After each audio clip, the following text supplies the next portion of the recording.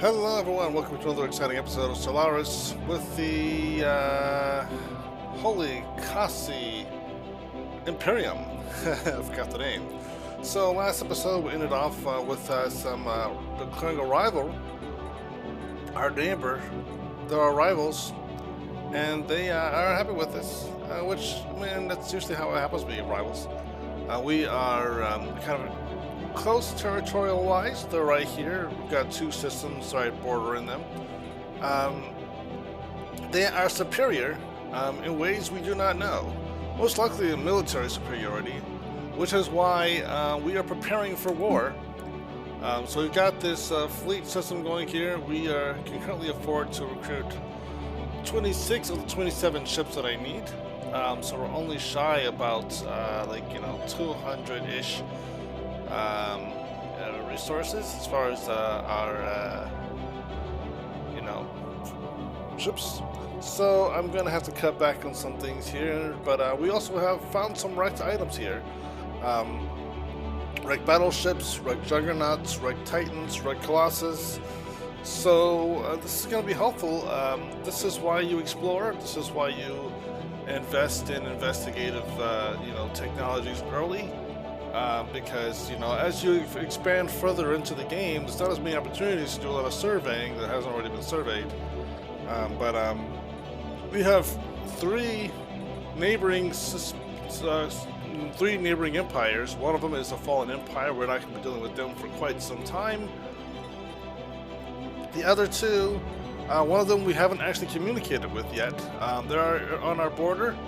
Or at least they're slowly coming close to being on our border. I'm not sure where their border ends, except for I know what they're about right here, because they have this system.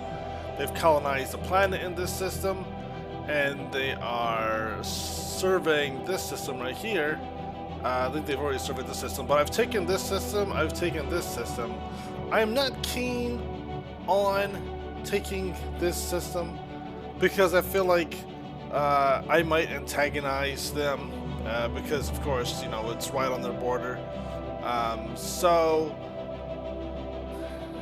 it's kind of a question there. But I do plan on building up my military so that if I do antagonize someone, I'm ready. We're also expanding further west, further into space here. We've got this whole leg of space, which is pretty much going to be accessible to us and no one else, from how it appears. Based on how the star systems work. We got the cluster right here, we got this cluster right here. And so I'm cut off, I can't move any further over in this direction because of the fallen empire. So I'm kind of forced to, I'm kind of forced to just chill and hope for the best. Because this system here is owned by the species. Now the great thing about the xenophiles here is if the xenophiles, if they're not going to let us into their system, there's a really strong chance that they're also not going to let these guys in their system, even though they're xenophiles too, because that's just how foreign empires are. Oh well, these guys actually aren't xenophiles; they're just fanatic materialists and pacifists, so they're not really xenophiles.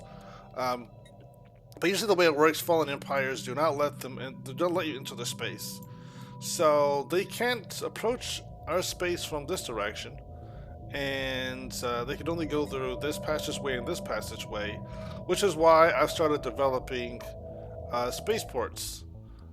So they're going to be these not spaceports, but star bases. So they're going to be they're currently upgrading, and by the end of the year, we're going to have ourselves two star bases bordering their space, so we're going to start developing more of our protective, we're going to start investing more in a war machine, so we're going to start building defense platforms, things of that nature, so that if they decide they want to start, approaching us, or they want to instigate a war with us, they're pacifists, but they might, have like they might threaten us with an ideology war, which pretty much means that they'll go to war with us not to conquer us, but to change our ideology or to create a free empire that's gonna be pacifists instead of materialists. Sorry, instead of militarists, and materialists instead of spiritualists. So they are kind of near opposites to us in that sense. The only thing they lack is the xenophile part of it, because but otherwise they are our opposite. So they are mortal enemies of ours, and we're going to destroy them and take their space. Most likely we won't go into this section of space because their fleet right here is here, and I'm not really sure if they're considered a threat yet. I mean, they're not attacking these guys, but they might have, made some sort of peace with them because they're xenophiles. No, sorry, no, they're not xenophiles. I keep saying that, but they're not. They might have still made some peace with them, so there might not be like threatening them, but they might have threatened us if we come into that space. So we'll see how that goes. But we still need to build up our defenses here and here, build up a fleet, and then move them out to one of these bordering systems. It is regrettable that I have to defend both systems. I'm not sure where the attack would come from, but if they attack this from here, they'd be going in this direction, obviously, to get to our main systems here. So one thing to notice, this is kind of, if we need it, we would make this our choke point, Anastasia, because we would need to have one system that defended that leads into our major systems, where our planets are. Everything out here isn't, colonized yet. Even though I do want to colonize this Arctic world, one of the great things about this being an Arctic world is that it's still a planet with 25 planet size. Capacity 68 is what it says. I'm happy to note that we can still colonize it, because our minimum habitability is 50% because we are, subterranean. So we can just build, below the surface. Instead of above the surface, below the surface, and just build shafts and have people living there, and closer to the core, where we get more geothermal heat, geothermal power, and all that good stuff. So we'll be golden there. So first contact event pending. Weird heat blobs, make it so. Okay, so we're doing that. Let's keep going on with ongoing research there. But let's just go into it. So wreckage of Juggernaut, the remains of a humongous ruined warship have been found near the Ydria system, which is... Where's the Ydria system? I have no idea what that is. Where are our scientists? I gotta go... I don't know where that is. That must be a system that we have not yet encountered. How do we know about it? I don't know. But that raises a different series of questions. Why are we hearing about it? If we've never heard of it. Unless it's one of these systems that, oh!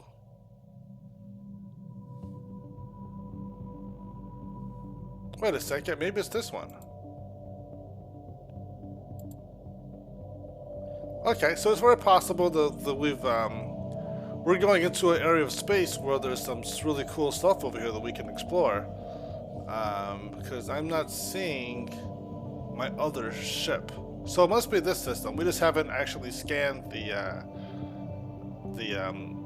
were exploring still. We haven't actually scanned the stars, so this is it. This makes sense. It's right there.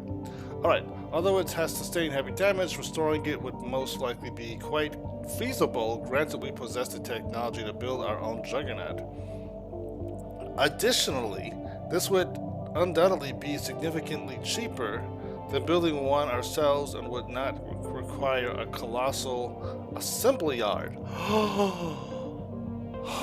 If we could figure out a way to repair that, I am 100% for that. That would give us a significant advantage over our neighbors.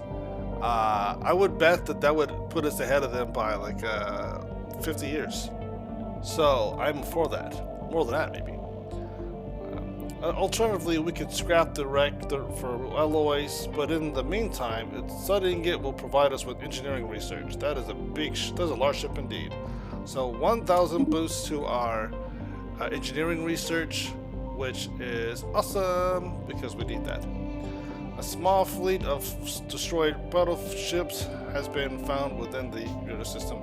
This group of ships has most likely been damaged in an ancient conflict and have been floating silently through the void for several thousand years by now. Although they have sustained heavy damage, restoring them would most likely be quite feasible, granted we possess the technology to build our own battleships, yada yada, same story. Additionally, this would be significantly cheaper than, So alternatively, we could scrap them for alloys. We're not going to scrap them for alloys. We are going to keep those because we're going to preserve those as much as we possibly can until we get that technology. We need to put something. We need to just guard those with our life, so that we can recover the Colossus, the Juggernaut, the Titans, all that stuff. Having them in our space will most likely give us an advantage of getting that research before anyone else. We're not going to be trading technology with anybody else. Once I get the research for cloaking, which is 142 months away. Wow. That is a ways away. Yeah. We'll be able to then cloak. And I'm going to get the technology that gives us like increased encryption. Not technology, I'm sorry. I mean, there's a ascension perk, enigmatic engineering. That'll make it so that when we go into war with our neighbors, after the fight is over, they can go and scan the wreckage and the debris and get our technology. And this also increased our stealth cloaking technology so that we can, approach their space. With the combination of the technology I'm researching and this, we'll have we'll just have the advantage significantly on just sneaking up on our enemies, and they won't see us coming, and we'll be able to hide our fleets and approach. And I believe that if you trigger war and you're in their space, it won't automatically kick you out of their space if you declare war on them while you're in their space. I don't think we can't do that in this case because we're not allowed. But I think if I had, say, a fleet in a system like neighboring them, and I had like really high cloak, they might not detect them, but right there, just kind of restrict them from being able to track us, in our own space and maybe even in their space. I'm going to take a little bit of time to look into the cloaking system here, but pretty much the same wording for the Titan thing. More research, 500 research there. More research for the Colossus, 2,500 research there. I am ready for it. Let's go. So Ydria, yeah, this is the system here. 57 research in this system. Oh my goodness. Oh my goodness. Oh my goodness. This one system is going to give us a ridiculous amount of research. I am in love. I have to get that. We have to get that system first. Well, of course we can't really, but this is one of those things where I really have to start to. We can do it. Let's do it. Once you're finished building this, once you building that, we're going to shift and we're going to build another outpost. Now, there is also another ascension perk. I'm really close to being finished with this track here, with the supremacy, but I really want us to have different options. So I do want to get enigmatic engineering because of the cloaking strength and the encryption strength, so that I can, secure our privacy and make ourselves, I'm gonna keep boosting our encryption technology as much as I can when we can. But I also. There's also another technology, another ascension perk I wanted to get after this, but there's a couple. Galactic Force Projection is one I wanted to get because it's going to increase naval capacity significantly, and it's going to boost our influence, max influence +2 from power projection. So there's some things I want to do as far as like elevating us to the next level. With the Colossus project is going to be a thing there. Arco engineers. Once we get this technology, we'll be just better off wise with the dynamics. That's not really a big concern there. But I also want to get engineered evolution. That's the one I was thinking about. This is important. Engineered evolution is important because I want us to be able to improve our species, make it so we can colonize more worlds. I mean, I like that 50% minimum, so I can colonize almost any planet, and it's costly, but I want to make it to where we are highly adaptive to 80 species, to any planet. So that we don't have to worry about terraforming planets. Now, we're still going to terraform planets, but it's a lot more expensive terraforming planets than just being, just being able to, colonize them without any complications. So if I can increase our adaptability to planets by like 10% or 20%, especially 20%, then we'll have 70%, habitability on every single world, no matter what. 70%, any world, even Tomb worlds. We're at 50% right now, and maybe in the future. In the future, I'm going to be thinking about this as I create another species, subterranean species with highly adaptive. That would put us over the top. That would this is just mindset of in the future, and maybe who knows if things don't go well with this campaign, I might change it up a little bit and try again. But the high adaptability would make us, 70% on any planet. That's huge. Anyway, let's get to it. We're going to be building this mining station. Construction here, and we're going to claim this system because there's no choice. There's no option but doing it. This is going to give us so much research, so much everything. This is just incredible. I've never seen a system research. I've never seen a system with that much research in it at one time. 57. That is going to just kickstart all of my engineering research by 1,000 degrees. So all hell us. Okay, our presence on Ferry 3 has not gone unnoticed. The dominant culture group now regards us as wise and mighty beings who control the elements and ultimately their fate. Many have pledged their lives to us in elaborate ceremonies, fearing that incurring our displeasure could come with drastic consequences. So one option is as it should be, which is incredibly narcissistic for a species, but we are ordained as the greatest species in the galaxy. And so why wouldn't they? Why wouldn't they? But then there's also they owe us nothing, which would give us a boost to our society research. So I feel like that society research is actually really nice. 433.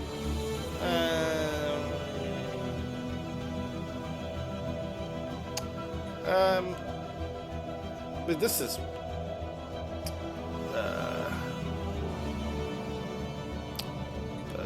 I feel like that 50.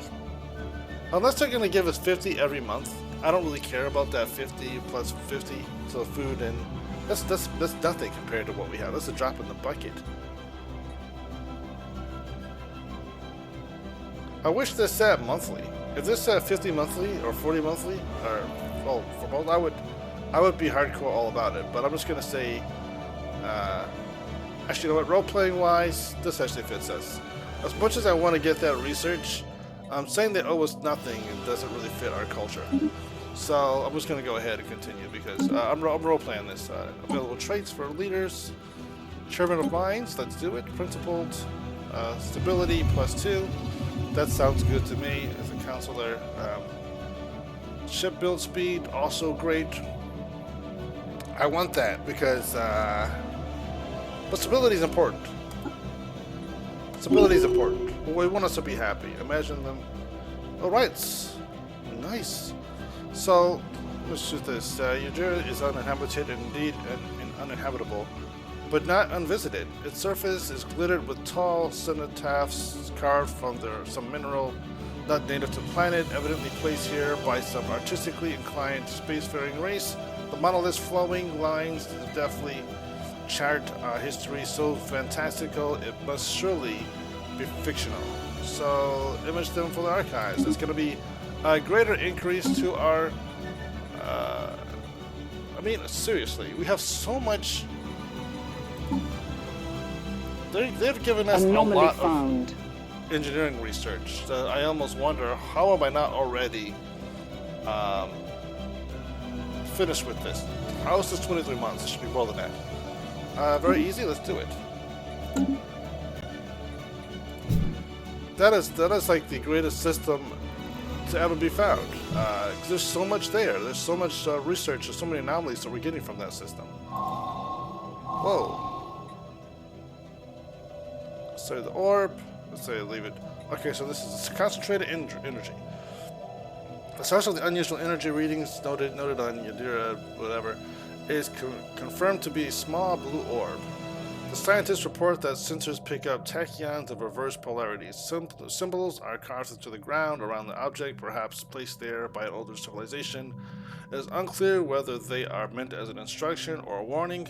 The full inscription is far from translated, but individual symbols seem related to measuring of time and the relative positions of celestial objects in the Ydria system.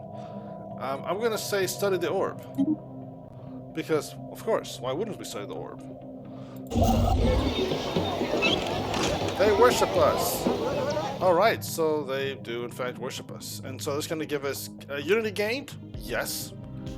We will gain a new society insight technology, increases awareness by 5. Awesome. So they worship us, you know, that's fine. And that's cool with us that they worship us. Unity gained. Awesome.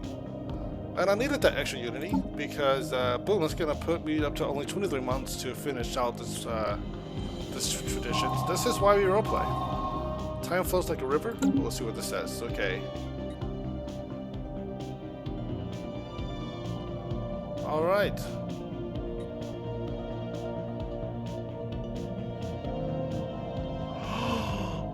Oh my goodness.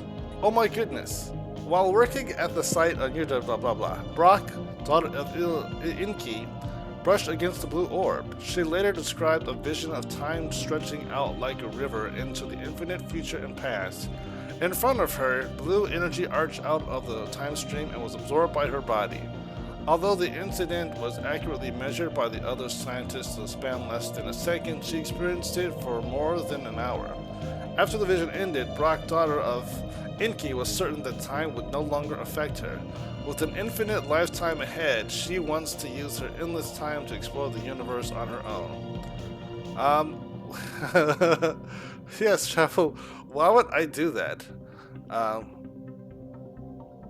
Why would I do that? I would not do that. No, stay at your post. But now we have a leader that's immortal. Leader span immortal. An immortal scientist leader is probably the greatest possible thing I could have, because she's gonna keep on leveling up. She's gonna be like a level 10 or something, and she's just gonna have traits, and she's just gonna be just there forever. We're gonna have the bonus of she's our lead researcher, and she's gonna be leading our research forever. That is genius. I'm just gonna, you know, I'm gonna try to keep her out of harm's way once we finish researching all this stuff. Once we're done expanding our territory and we can't expand anymore, I'm gonna keep her orbiting Kassa, just helping with research on our planet. Because she can do that. She can aid research, and she's just gonna be there forever. Stay at your posts. This is awesome. This is probably one of the best things that could happen. System survey to complete. Our science department. Look at this. I'm just going to take a quick look now at our government and researcher. Is this her? What? Was it Brock? Yep, Chronofuge. Okay, so she is age 72. Immortal, will never die of old age.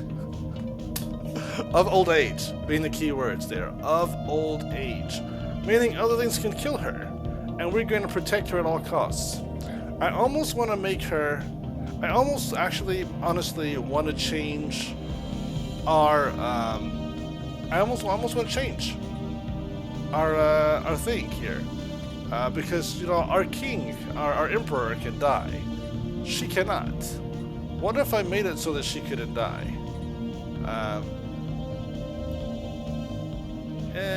Spark of genius. You know, I don't care. I'm going to keep her head of research forever. She's not, you know, she's not born of holy blood, of royal blood, so she's not going to, but she's going to be guiding our future people for the rest of lives. And who knows? Maybe in some time our culture will change, and we'll change our system, and we'll, you know, instead of having the current system we have in place, which is, yeah, reform government. So instead of being imperial, we might become dictatorial. In which case the ruler holds, you know, they stay, let's say, you know, ruler until their death, which would be, she would reign for all time because she's immortal, or until we get humiliated, which would be really tragic. That's another great thing about keeping her as a council, as opposed to as a leader. If something were to say unexpectedly happen where we lost the war, though I don't see that happening, I'm going to refuse that happen. If we lost the war due to being humiliated or something, this leader would die, but I believe that the other advisors, the other wouldn't die. So that's something. Alright, so we'll see what our options here. I gotta keep military build up. Claim. Okay, military exhaustion, ship build speed plus 20%. Claim influence cost minus 10. Claim influence cost minus 10%. Ship build speed. So the problem I'm also having here is if I went to war with these guys, I really wouldn't be able to claim much right now because of the fact that we don't have a lot of influence. I want to rival them so badly, but I cannot right now. I cannot rival them until I start building up my empire, my fleet. And so I have to start doing that now. I have to build my fleet. I'm at 4.2k. There's a lot of alloys to use, and one thing that kind of upsets me about this is the fact that I can't actually, if I do that, that's going to use all my alloys, and I need to save some up for building my, you know, building up my star bases, my star bases. So, strong on our own. See, pop growth plus 5%. We need that. Trade value minus 5. Xenophobe. Okay. Reorganized government. We're not going to do that.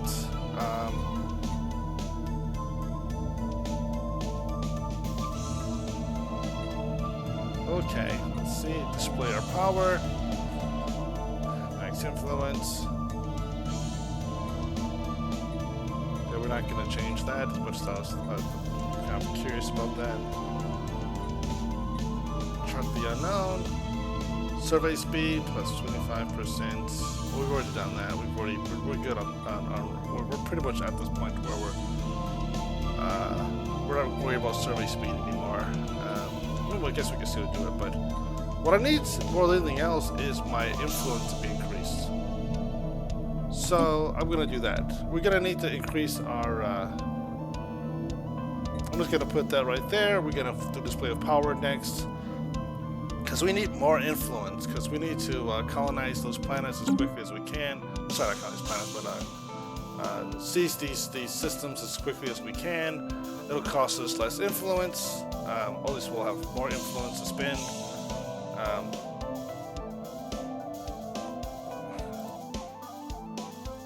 They're still surveying this system.